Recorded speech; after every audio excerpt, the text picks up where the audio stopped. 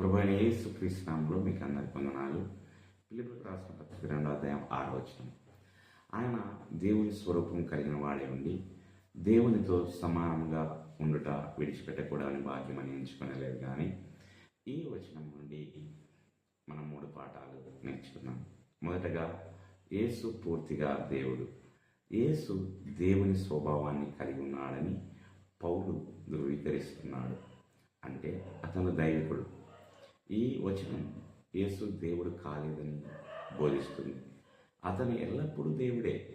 రెండవది, యేసు ఆధిక్యత కంటే వినయాన్ని ఎంచుకున్నాడు.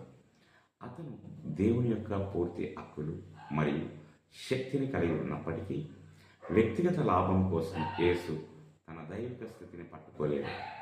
నిజమైన గొప్పతనం అంటే అధికారాన్ని పట్టుకోవడం కాదు, ఉండడం గురించి ఇది మనకు చూపిస్తుంది. సేవ చేయడానికి సిద్ధంగా ఉన్నారు. మూడవది, నిస్వార్థ వైఖరి క్రీస్తుని ప్రతిబింబిస్తుంది. యేసు తన దైవిక స్థితిని ఆధిపత్యం చేయడానికి లేదా నియంత్రించడానికి ఉపయోగించలేదు. బదులుగా అతను తనను తాను తగ్గించుకున్నాడు.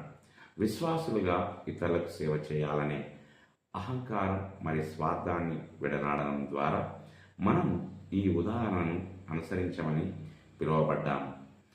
దేవుడు ఈ మాటలను దీవించును గాక.